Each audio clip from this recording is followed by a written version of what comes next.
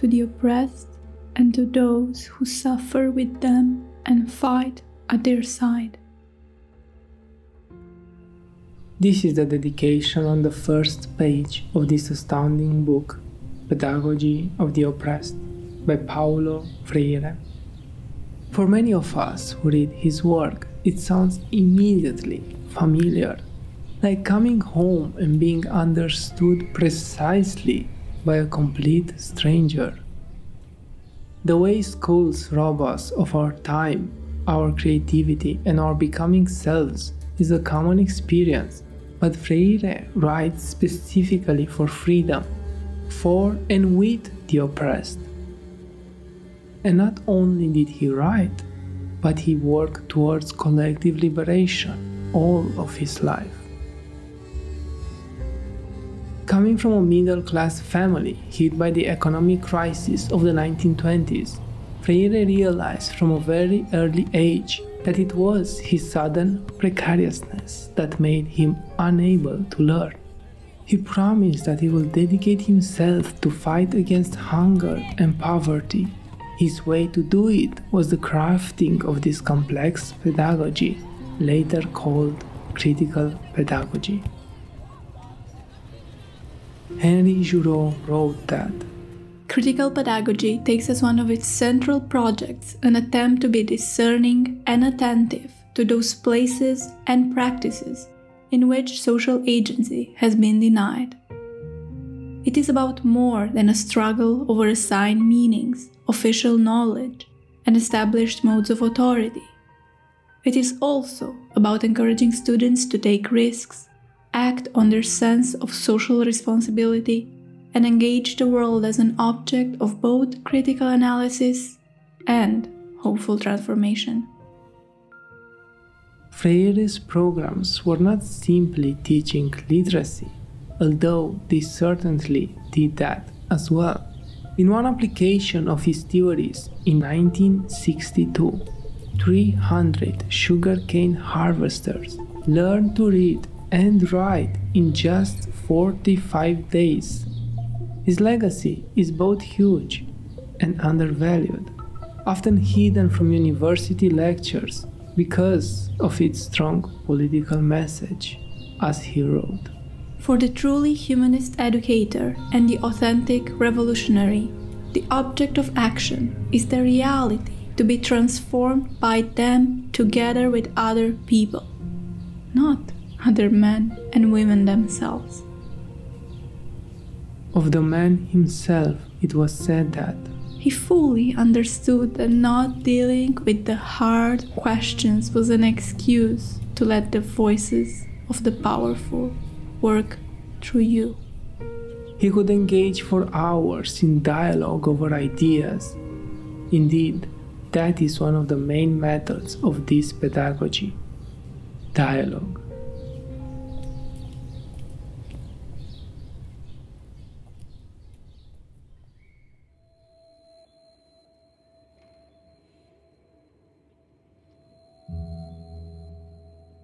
What is so different about pedagogy of the oppressed? For one, this mode of learning stands firmly against what Freire called banking education. This you might easily recognize. In banking education, students are seen as some sort of empty storages to which the teacher must deliver information. Neatly packaged, already ordered, the student's responsibility is to memorize it, by storing it in the right place of their mind and taking it out diligently when asked about it. This mode of learning relies strongly on memorizing information and is frequently encountered in schools across the globe. In banking education, Freire writes: A. The teacher teaches and the students are taught. B. The teacher knows everything and the student knows nothing. C. The teacher thinks and the students are taught about. D. The teacher talks and the students listen, meekly. E. The teacher disciplines and the students are disciplined. F. The teacher chooses and enforces his choice and the students comply.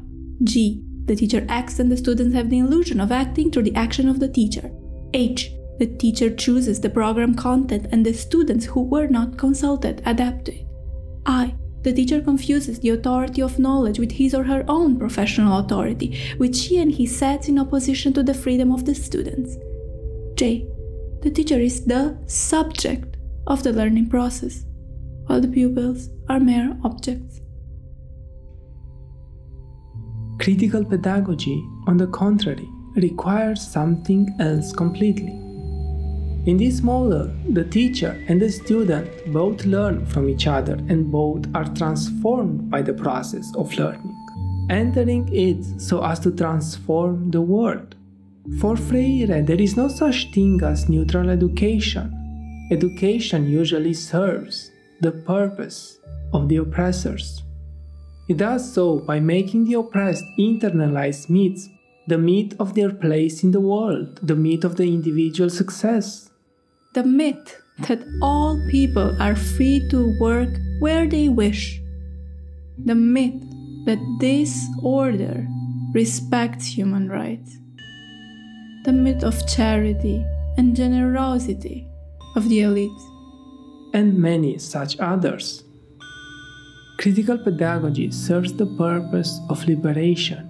It is towards something, but not something that the teacher decides alone.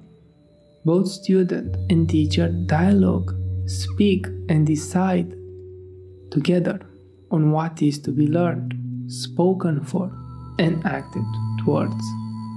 The teacher is no longer merely the one who teaches, but one who is himself taught in dialogue with the students, who in turn, while being taught, also teaches. They become jointly responsible for a process in which all grow. In this process, arguments based on authority are no longer valid. In order to function, authority must be on the side of freedom, not against it. Here, no one teaches another, nor is anyone self-taught.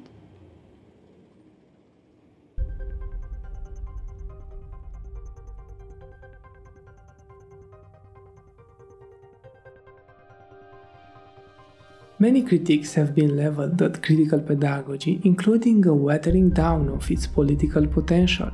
Our purpose here is only to engage in those that work for furthering liberation, not for its diminishment. Thus, we must pay attention to the humanistic and anthropocentric discourses within the pedagogy of the oppressed.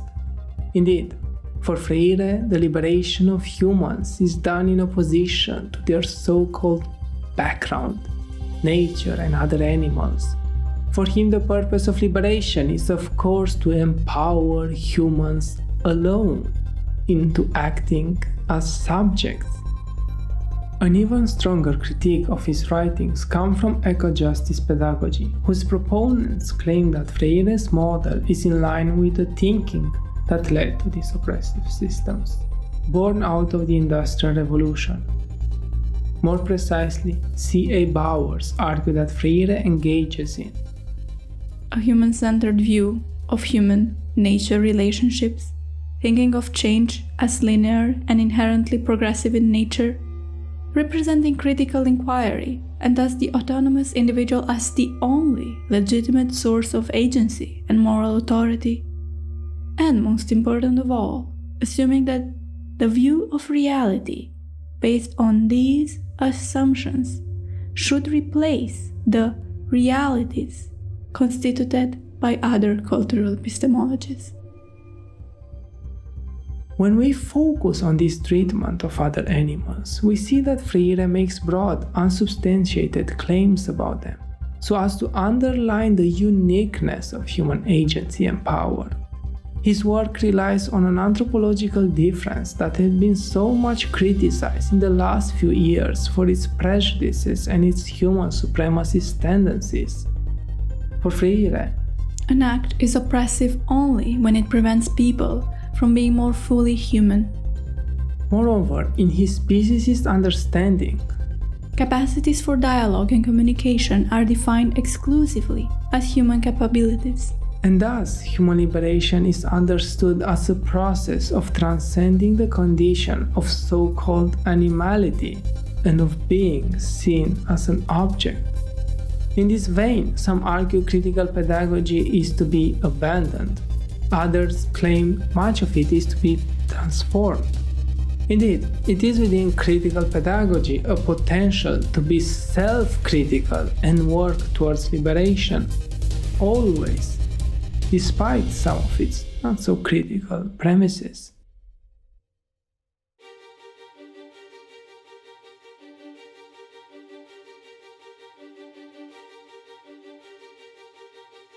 How can we learn and teach towards collective liberation for both humans and non-humans?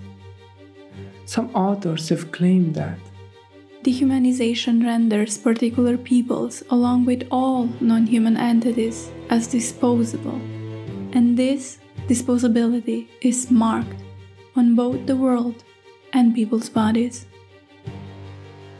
Thus, it is through an understanding against capitalist disposability that we can reclaim freedom. Speculative, intersectional, and animal pedagogies also have many things to teach us. Learning from indigenous worldviews and recent research, we find more and more about the ways in which we can communicate with other animals, and how we have been doing so for a long time. Freire can be rewritten with this in mind, saying, "It is not our role to speak to all entities about our own view of the world, nor to attempt to impose that view on them, but rather to dialogue with all entities about their view and ours." Through its respect for the other, true solidarity can be found in critical pedagogy. Indeed, later in life, Freire wrote, "What I have been proposing is a profound respect for the cultural identity of students, a cultural identity that implies respect for the language of the other, the color of the other, the gender of the other, the sexual orientation of the other, the intellectual capacity of the other. That implies the ability to stimulate the creativity of the other. But these things take place in a social and historical context, and not in pure air. These things take place in history. And I, Paulo Freire, am not the owner of history."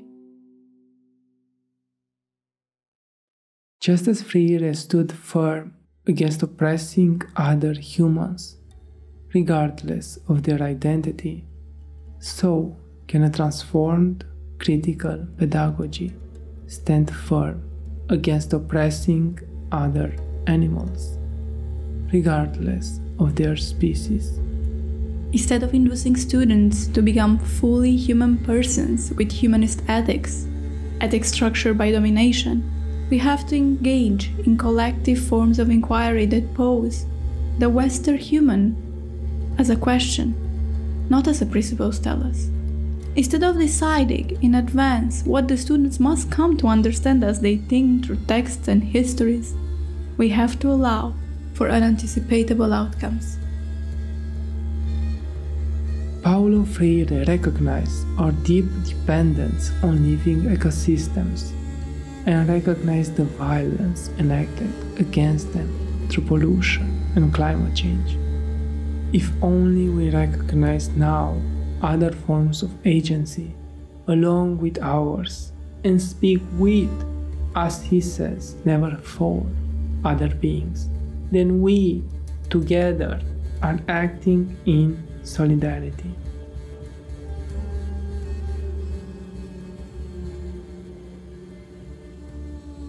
So may we walk towards education as a practice of freedom with more than human beings. May we be guided by collective inquiry and love, which Freire puts at the foundation of dialogue. For all of those who are oppressed and have yet to be recognized as such.